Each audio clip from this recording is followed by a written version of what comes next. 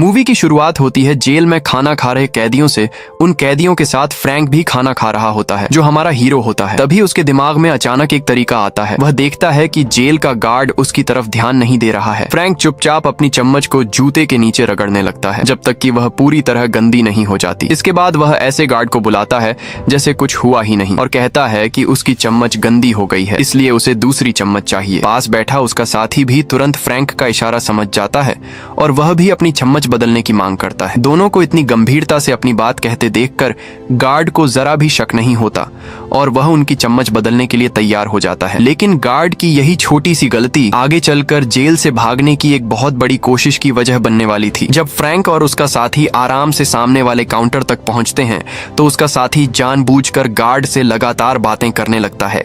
वह अपनी बातों में गार्ड का ध्यान पूरी तरह फंसा लेता है। जैसे ही फ्रैंक देखता है कि गार्ड का ध्यान उसकी तरफ नहीं है, वह तुरंत मौका देखकर नई चम्मच उठा लेता है। लेकिन किसी को पता नहीं चलता कि फ्रैंक ने असल में सिर्फ एक नहीं बल्कि 2 चम्मच उठा ली थी। फिर भी केवल एक चम्मच के सहारे जेल से भागना बिल्कुल आसान नहीं था। फ्रैंक को एक ऐसा औजार बनाना था जिसे हाथ में पकड़कर काम करना ज्यादा आसान हो। अगले दिन वह खाने के बाद मिलने वाली 20 मिठाइयों के बदले एक ऐसे पुराने कैदी से कुछ जरूरी सामान मंगवाता है जिसके पास जेल के अंदर चीजें जुटाने का रास्ता था। अब फ्रैंक के पास अपना औजार बनाने के लिए जरूरी सामान आ चुका था। सबसे पहले फ्रैंक चम्मच को 2 हिस्सों में तोड़ देता है। इसके बाद वह नेल कटर को खोलता है। उसके ऊपर लगी छोटी फाइल की मदद से वह एक सिक्के को लगातार घिसता है और उसे पाउडर जैसा बना देता है। फिर वह एक माचिस जलाता है और चम्मच के हैंडल को फाइल के साथ जोड़ देता है। तेज आग की गर्मी में सिक्के का पाउडर धीरे धीरे पिघलने लगता है। कुछ ही देर बाद फ्रैंक दोनों चीजों को आपस में जोड़ने में सफल हो जाता है। इस तरह उसके हाथ में एक ऐसा औजार तैयार हो जाता है जिसे पहले वाले औजार से चलाना ज्यादा आसान था। अब फ्रैंक इस नए औजार को आजमाने की तैयारी करता है। वह अपने पास मौजूद साथी को बाहर नजर रखने के लिए कहता है। दोनों के बीच तय होता है कि जैसे ही गार्ड वहां आएगा उसका साथी सीटी बजाकर फ्रैंक को सावधान कर देगा। फ्रैंक की कोठरी में एक हवा जाने वाली पाइप थी। इससे पहले वह नेल कटर की मदद से पाइप के एक हिस्से पर काम कर चुका था,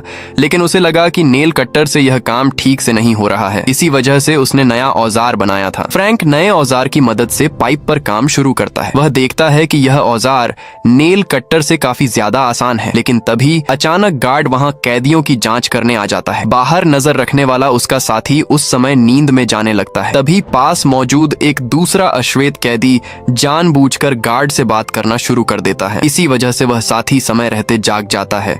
वह तुरंत फ्रैंक को सावधान करने के लिए सीटी बजाना चाहता है, लेकिन तभी उसे पता चलता है कि उसे सीटी बजानी आती ही नहीं। वह घबराकर मेज पर रखा कप उठाता है और उसे जेल की सलाखों पर आवाज करने लगता है। किस्मत से फ्रैंक काफी सावधान था। उसे गार्ड के कदमों की आवाज सुनाई दे जाती है। वह तुरंत किसी सामान की मदद से उस जगह को ढक देता है जहां वह काम कर रहा था और अपने बिस्तर पर जाकर अपने आप से बात करने का नाटक करने लगता है। तभी गार्ड आकर बोलता है, फ्रैंक तुम अभी तक सोए नहीं। तभी फ्रैंक की नजर फर्श पर पड़े औजार पर जाती है। उसे देखकर फ्रैंक घबरा जाता है, लेकिन गार्ड को अचानक आगे से एक कैदी की आवाज आती है जिससे फ्रैंक बच जाता है। उसके जाने के बाद फ्रैंक अपने साथी को कहता है कि आगे से ठीक से बाहर नजर रखना। इसके बाद वह फिर से दीवार पर काम शुरू कर देता है। कुछ देर तक काम करने के बाद फ्रैंक को पता चलता है कि हवा जाने वाले रास्ते की लोहे की जाली को एक छोटे लॉक ने रोक रखा है। उसे निकालने के लिए अब एक और औजार की जरूरत थी। अगले दिन जब फ्रैंक लकड़ी वाले कमरे की तरफ जा रहा होता है, तभी वह गार्ड से बचकर अपनी जेब में जमा की हुई मिट्टी बाहर फेंक देता है। इसके बाद वह वहीं से लकड़ी का एक छोटा टुकड़ा बना लेता है। उसका इरादा इस लकड़ी की मदद से जाली के दोनों तरफ लगे लॉक को बाहर निकालने का था। लेकिन अब सबसे बड़ी परेशानी थी कि मेटल डिटेक्टर की जांच से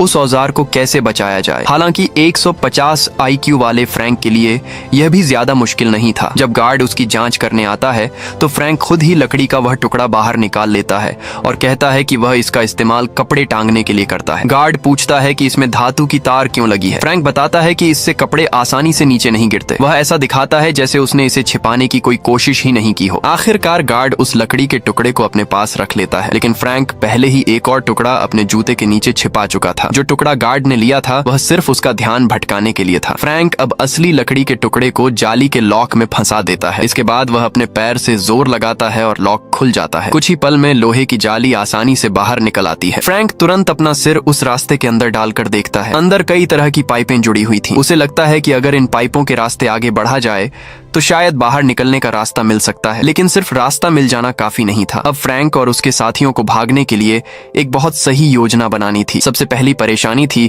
अचानक होने वाली गार्ड की जांच से बचना। अगर गार्ड को पता चल जाता कि हवा जाने वाली पाइप को तोड़ा गया है तो उनका पूरा प्लान खत्म हो सकता था। दूसरी परेशानी थी रात की जांच। जब गार्ड कोठरी में आकर देखता है तब उन्हें ऐसा तरीका चाहिए था जिससे वह कुछ भी गलत न समझ सके। समझदार फ्रैंक ने जल्दी ही इसका भी तरीका खोज लिया। वह कुछ रंग और अखबार जुटाता है, फिर अखबार और रंग की मदद से हवा वाली जगह की लोहे की जाली जैसी तस्वीर बनाने का तरीका सोचता है। इसके बाद उस नकली जाली को सही जगह पर लगाकर सामने से ढक दिया जाता है ताकि देखने पर असली जाली जैसी ही लगे। रात की जांच से बचने का तरीका तो और भी आसान था। वे अखबार से एक नकली सिर बनाकर उसे बिस्तर पर रख सकते थे। अगर कमरे में रोशनी नहीं होगी तो गार्ड के लिए यह पहचानना बहुत मुश्किल होगा कि बिस्तर पर पड़ा सिर असली है या नकली। लेकिन अब उनके सामने एक और बड़ी परेशानी थी। जेल एक ऐसे द्वीप पर बनी थी जिसके चारों तरफ पानी था। अगर वे जेल से बाहर निकल भी जाते तो सामने मौजूद समुद्री रास्ते को कैसे पार करेंगे? उन्हें इसके लिए भी कुछ सामान चाहिए था। फ्रैंक के एक साथी को कपड़ों की दुकान में काम करने का अनुभव था,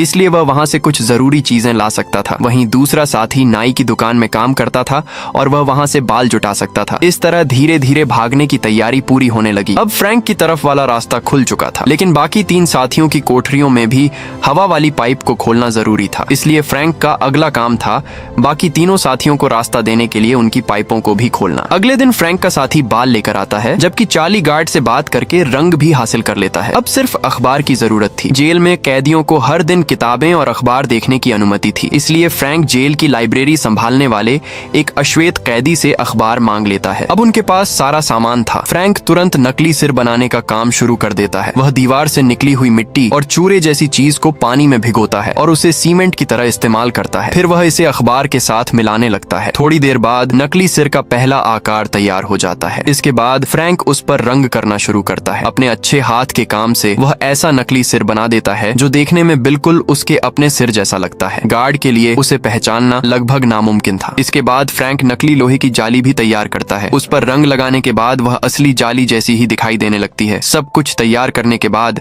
फ्रैंक तय करता है कि पहले खुद जाकर रास्ते की जांच करनी चाहिए। वह हवा जाने वाले रास्ते से अंदर जाता है और तुरंत पाइप के सहारे ऊपर चढ़ने लगता है। तभी अचानक गार्ड कोठरियों की जांच करने आ जाता है। चार्ली तुरंत सलाखों पर आवाज करके फ्रैंक को सावधान करता है। गार्ड फ्रैंक की कोठरी तक पहुंचता है और कुछ देर तक अंदर देखता रहता है, लेकिन बिस्तर पर पड़ा नकली सिर इतना असली लगता है कि गार्ड को जरा भी शक नहीं होता। उधर फ्रैंक पाइप के रास्ते जेल की ऊपरी मंजिल तक पहुंच जाता है। उसे लगता है कि अब वह आगे भी ऊपर चढ़ सकता है, लेकिन तभी उसे एक लोहे का दरवाजा रास्ता रोकता हुआ दिखाई देता है। फ्रैंक पूरी ताकत लगाकर ऊपर उछलता है, लेकिन फिर भी उस तक पहुंच नहीं पाता। वह अभी इसका कोई तरीका सोच ही रहा होता है कि गार्ड दोबारा जांच करने आ जाता है। गार्ड पूछता है, मॉरिस आज रात जल्दी सो गए? मॉरिस जवाब देता है, हाँ, मेरी तबीयत ठीक नहीं लग रही थी। गार्ड कहता है, यह तो काफी गहरी नींद में है, अभी तक हिला भी नहीं है। गार्ड नीचे झुककर जमीन से डंडा उठाने लगता है। तभी उसकी नजर अचानक फ्रैंक के बिस्तर पर पड़ती है। उसे सिर के बाल कुछ अजीब लगते हैं। वह आगे बढ़कर उन्हें छूने की कोशिश करता है। तभी फ्रैंक कहता है, हाँ, क्या हुआ?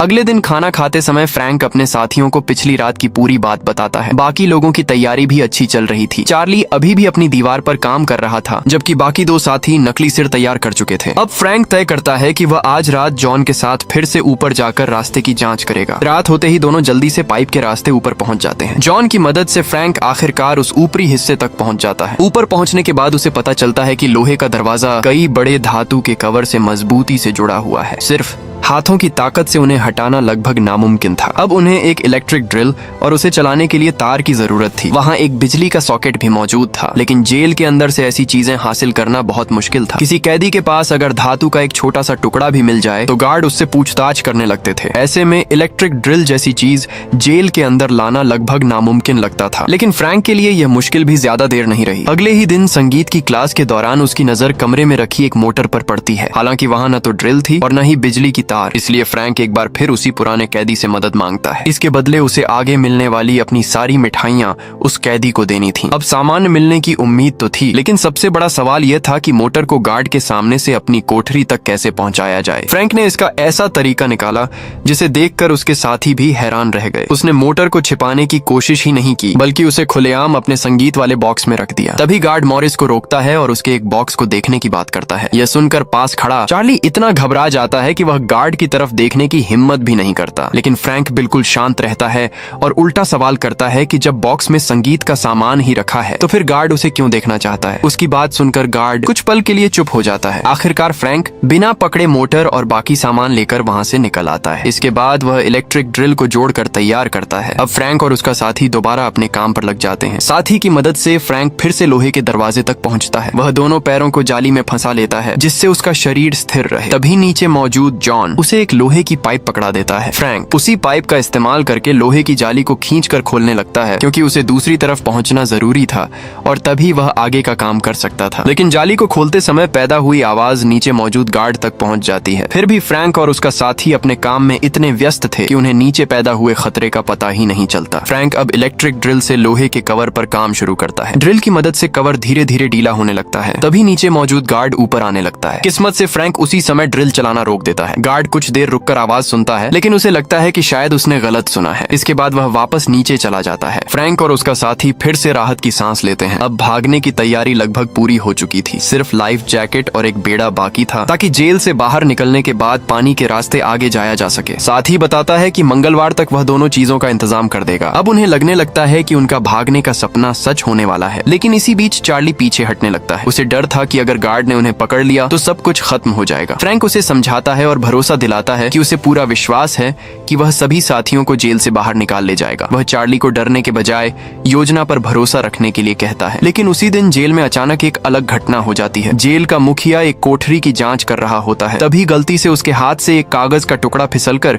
एक कैदी की कोठरी में चला जाता है। मुखिया तुरंत पास खड़े गार्ड को दरवाजा खोलने के लिए कहता है। दरवाजा खुलने के बाद वह अंदर जाकर अपना कागज उठाता है, लेकिन कागज उठाते समय उसकी नजर कैदी द्वारा बनाए गए उसके एक चित्र पर पड़ जाती है। चित्र देखते ही उसे लगता है कि कैदी ने उसका अपमान किया है। वह गुस्से में तुरंत उस कैदी से चित्र बनाने का अधिकार छीनने का आदेश देता है। इसके बाद उसकी बनाई हुई सारी तस्वीरें भी जबरदस्ती ले ली जाती हैं। चित्र बनाना उस कैदी के लिए बहुत खास था, वही उसके लिए सब कुछ था। अब उससे यह भी छीन लिया गया था। इस घटना के बाद उसका हौसला पूरी तरह टूट जाता है और वह अंदर से बिल्कुल निराश हो जाता है। वह कैदी असल में एक मामूली सड़क हादसे की वजह से जेल आया था। हादसा सामान्य था, लेकिन जिस आदमी को उसकी गाड़ी से चोट लगी थी वह एक पुलिस अधिकारी था। इसी वजह से उसे 99 साल की सजा सुना दी गई थी। उसकी उम्र इतनी ज्यादा थी कि उसके लिए जेल से बाहर निकलने का दिन देख पाना लगभग नामुमकिन था। अब उसकी एकमात्र पसंद यानी चित्र बनाना भी उससे छीन लिया गया था। इसी बीच एक दिन वह चुपचाप फ्रैंक की जेब में एक छोटी सी चीज रख देता है। इसके बाद वह गार्ड से एक कुल्हाड़ी मांगता है और कहता है कि उसे एक मेज और कुर्सी बनानी है। लेकिन अगले ही पल वह गार्ड के सामने खुद को गंभीर चोट पहुंचा लेता है। यह देखकर गार्ड इतना घबरा जाता है कि जमीन पर गिर पड़ता है। आखिरकार उस कैदी को जबरदस्ती वहां से ले जाया जाता है। फ्रैंक उसके लिए उसकी गिरी हुई चीजें संभालता है। तभी उसे अपनी जेब में रखी वह छोटी सी चीज याद आती है। जेब टटोलने पर उसे पता चलता है कि वहां एक फूल रखा हुआ है। ये फूल समुद्र के दूसरी तरफ से बहकर द्वीप तक आया था और उसके लिए आजादी की निशानी था। वह कैदी मानता था कि फ्रैंक एक दिन जरूर जेल से निकलकर आजाद होगा। इसी वजह से वह चाहता था कि फ्रैंक उस फूल को हमेशा अपने पास रखे और उसे देखकर आजादी को याद रखे। फ्रैंक को यह बात याद आती है कि जब वह पहली बार इस जेल में आया था तब उस बूढ़े कैदी ने भी उसकी काफी मदद की थी। लेकिन उसी दिन जेल के मुखिया की नजर उस फूल पर पड़ जाती है। जेल में कैदियों को फूल या कोई भी पौधा उगाने की अनुमति नहीं थी, इसलिए मुखिया बिना किसी दया के उस फूल को हाथ से कुचल देता है। यह देखकर पास खड़ा बूढ़ा कैदी इतना परेशान हो जाता है कि उसे अचानक दिल का दौरा पड़ता है और उसकी वहीं मौत हो जाती है। जेल का माहौल एकदम बदल जाता है। मुखिया की कही बात और उस बूढ़े कैदी की मौत फ्रैंक के मन में एक बात और पक्की कर देती है कि उसे हर हाल में यहाँ से निकलना होगा। अगले दिन फ्रैंक जेल की लाइब्रेरी में काम करने वाले उस अश्वेत कैदी से विदा लेता है। सामने वाला भी तुरंत समझ जाता है कि फ्रैंक क्या करने वाला है। दोनों एक दूसरे का हाथ पकड़कर सम्मान के साथ विदा लेते हैं। अब फ्रैंक के लिए वापस मुड़ने का कोई रास्ता नहीं था, लेकिन जेल से भागने से ठीक एक दिन पहले ही मुखिया अचानक जांच के लिए आ जाता है। ऐसा लगता है कि उसे फ्रैंक पर कुछ शक हो गया है। वह उसकी पूरी कोठरी की तलाशी लेता है। बिस्तर और बाकी सामान को अच्छी तरह देखने के बाद भी उसे कुछ संदिग्ध नहीं मिलता, लेकिन मुखिया बहुत चालाक था। अचानक उसका ध्यान फ्रैंक के संगीत वाले बॉक्स पर जाता है। उसके पीछे ही हवा जाने वाला रास्ता था। वह पहले बॉक्स को ध्यान से देखता है। फ्रैंक अंदर से बहुत घबरा जाता है, क्योंकि उसे डर था कि कहीं मुखिया नकली लोहे की जाली को पहचान न ले। मुखिया उस जगह को ध्यान से देखता है, लेकिन फ्रैंक ने नकली जाली इतनी सही बनाई थी कि उसे कोई शक नहीं होता। कुछ देर जांच करने के बाद मुखिया वहां से चला जाता है। अब फ्रैंक और उसके साथियों को जल्दी करनी थी। अगर वे ज्यादा देर करते और बाद में एक दूसरे से अलग हो जाते तो फिर दोबारा मौका मिलना बहुत मुश्किल था। किस्मत से उनके साथियों ने भागने के लिए जरूरी सामान पहले ही तैयार कर लिया था। इसलिए फ्रैंक तय करता है कि अब उसी रात जेल से निकलने की कोशिश की जाएगी। क्योंकि वे पहले ही रास्ते की जांच कर चुके थे, इसलिए शुरुआत में सब कुछ योजना के मुताबिक चलता है। लेकिन इसी अहम समय पर चार्ली डर की वजह से उनके साथ जाने से पीछे हट जाता है। उसे डर था कि अगर उनका प्लान असफल हुआ और वे पकड़े गए तो उन्हें बहुत कड़ी सजा मिल सकती है। चार्ली यह खतरा उठाने की हिम्मत नहीं कर पाता। फ्रैंक भी अब उसे ज्यादा कुछ नहीं कहता, क्योंकि उसके पास पीछे हटने का कोई रास्ता नहीं था। जब गार्ड रात में कोठरियों की जांच करने आता है तो उसे सिर्फ यही दिखाई देता है कि सभी लोग अपने बिस्तर पर सो रहे हैं। उसे बिल्कुल पता नहीं चलता कि बिस्तर पर पड़े सिर असली नहीं बल्कि नकली हैं। दूसरी तरफ चार्ली अकेला बैठकर रो रहा होता है। गार्ड उसे देखता है और बस सिर हिला देता है, क्योंकि जेल में ऐसी बातें उसके लिए कोई नई बात नहीं थी। इधर फ्रैंक और उसके दो साथी लोहे के दरवाजे तक पहुंच चुके थे। किसी भी खतरे से बचने के लिए वे पहले जॉन को ऊपर जाकर रास्ता देखने के लिए भेजते हैं। जॉन ऊपर पहुंचते ही हवा जाने वाले रास्ते के पास मौजूद जाली को नीचे की तरफ खींच देता है। इससे आवाज होती है और तुरंत ऊपर निगरानी कर रहे गार्ड का ध्यान उस तरफ चला जाता है। गार्ड तुरंत अपनी तेज रोशनी उस जगह पर डालकर देखने लगता है, लेकिन उसे कुछ भी अजीब दिखाई नहीं देता। उसे लगता है कि शायद कोई छोटा जानवर वहां से गुजरा होगा, इसलिए वह कुछ देर बाद रोशनी बंद कर देता है। जैसे ही रोशनी हटती है, जॉन तुरंत पाइप से बाहर निकल आता है। इसके बाद वह पाइप पर आवाज करके नीचे मौजूद दोनों साथियों को संकेत देता है। फ्रैंक आवाज सुनते ही दूसरे साथी को ऊपर भेज देता है। इसके बाद फ्रैंक उसे लाइफ जैकेट और पानी पर चलने वाला बेड़ा भी पकड़ा देता है। उसका साथी इन चीजों को आगे जॉन तक पहुंचा देता है। अब फ्रैंक की बारी थी कि वह खुद भी उस रास्ते से बाहर निकले, लेकिन परेशानी यहीं आ जाती है। उसका साथी शरीर से थोड़ा बड़ा था, इसलिए पाइप के मुंह पर निकलते समय वह अटक जाता है। वह पूरी ताकत लगाकर खुद को ऊपर की तरफ धकेलता है। कुछ कोशिश के बाद आखिरकार वह भी बाहर निकल आता है। बाहर आते ही वह तुरंत एक कोने में छिप जाता है। ये जगह ऐसी थी जहां से ऊपर घूमती तेज रोशनी सीधे उन पर नहीं पड़ सकती थी। जब दोनों साथी सुरक्षित हो जाते हैं, तब फ्रैंक भी तेजी से पाइप से बाहर निकल आता है। उधर चार्ली आखिरकार अपना डर पीछे छोड़ देता है। वह भी हिम्मत जुटाकर इस जोखिम को उठाने का फैसला करता है। लेकिन अब सवाल था कि क्या वह समय रहते उनके साथ पहुंच पाएगा। इधर तीनों को लगता है कि अब सही समय आ चुका है। वे अपना जरूरी सामान उठाते हैं और वहां से आगे बढ़ने लगते हैं। ऊपर से निगरानी की तेज रोशनी बार बार नीचे की तरफ घूम रही थी, लेकिन किसी भी रोशनी में वे दिखाई नहीं देते। आखिरकार वे अंधेरे में आगे निकल जाते हैं। कुछ दूर सुरक्षित पहुंचने के बाद फ्रैंक अपना सिर उठाकर पीछे की तरफ हवा जाने वाले रास्ते को देखता है। वह काफी देर तक चार्ली का इंतजार करता है, लेकिन उसे चार्ली कहीं दिखाई नहीं देता। मजबूरी में फ्रैंक को आगे बढ़ना पड़ता है। इसके बाद तीनों अपनी लाइफ जैकेट पहन लेते हैं और नीचे की तरफ उतरना शुरू करते हैं। ऊपर मौजूद साथी लगातार निगरानी करता रहता है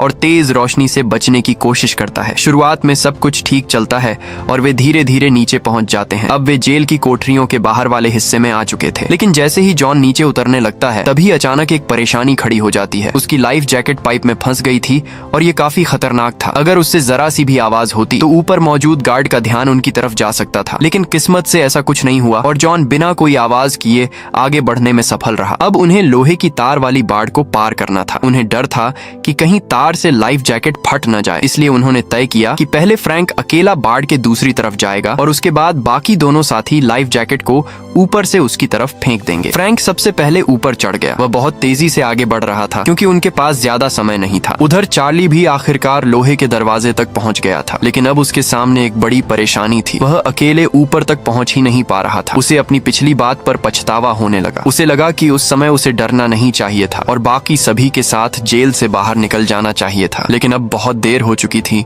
और जो होना था वह हो चुका था। इधर फ्रैंक और उसके दोनों साथी लोहे की बाड़ पार करके जेल की बाहरी तरफ बढ़ने लगते हैं। वे धीरे धीरे आगे बढ़ते हुए एक जंगल जैसी जगह तक पहुंच जाते हैं। कुछ ही देर बाद वे सामने वाली सड़क के पास पहुंचते हैं। सड़क पार करने के बाद आखिरकार उनके सामने समुद्र था। अब उनके पास सिर्फ एक ही काम बचा था। उन्होंने तुरंत अपना बचा कर रखा हुआ बेड़ा निकाला और उसे हवा से भरना शुरू कर दिया। तीनों मिलकर तेजी से बेड़े में हवा भरते हैं। कुछ ही देर में वह पूरी तरह तैयार हो जाता है। अब उन्हें लाइफ जैकेट पहनकर उस बेड़े पर बैठना था और सामने मौजूद समुद्री रास्ते को पार करना था। समुद्र का पानी बहुत ठंडा था। ठंड की वजह से तीनों कांपने लगते हैं, लेकिन अब उनके सामने आजादी थी। इतने साल जेल में रहने के बाद वे इस मौके को किसी भी हालत में छोड़ना नहीं चाहते थे, इसलिए वे ठंड की परवाह किए बिना आगे बढ़ते रहते हैं। कई घंटे बीत जाते हैं। आखिरकार आसमान में उम्मीद की पहली रोशनी दिखाई देने लगती है और सूरज धीरे धीरे ऊपर आने लगता है। उधर जेल में सुबह हो चुकी थी। गार्ड हमेशा की तरह कोठरियों की जांच करने निकलते हैं। जब वह फ्रैंक की कोठरी के पास पहुंचता है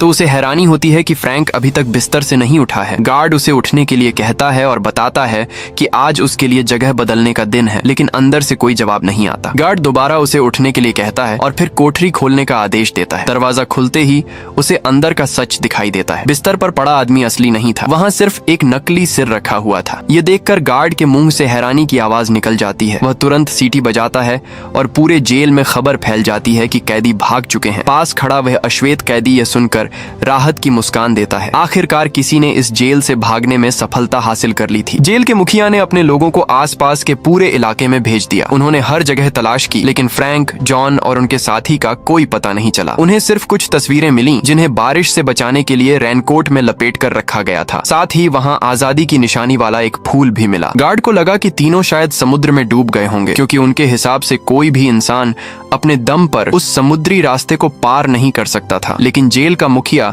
सच्चाई समझ चुका था। उसे पता था कि तीनों शायद सफलतापूर्वक भाग निकले हैं। फिर भी उसने लोगों से यही कहलवाया कि तीनों समुद्र में डूबकर मर गए। इसकी वजह यह थी कि जेल बनने के बाद पहली बार किसी कैदी ने वहां से सफलतापूर्वक भागने में कामयाबी हासिल की थी। अगर यह बात बाहर फैल जाती तो जेल की सुरक्षा पर बड़ा सवाल उठता और जेल के मुखिया की अपनी जगह भी खतरे में पड़ सकती थी। यह कहानी असली घटना पर आधारित थी। इस घटना के 1 साल से भी कम समय बाद अल्काट्राज जेल को बंद कर दिया गया। पुलिस ने लंबे समय तक फ्रैंक, जॉन और उनके साथी की तलाश की, लेकिन उनका कोई पता नहीं चल पाया। आखिरकार वे तीनों कहाँ गए, इसका सच आज भी पता नहीं चल सका।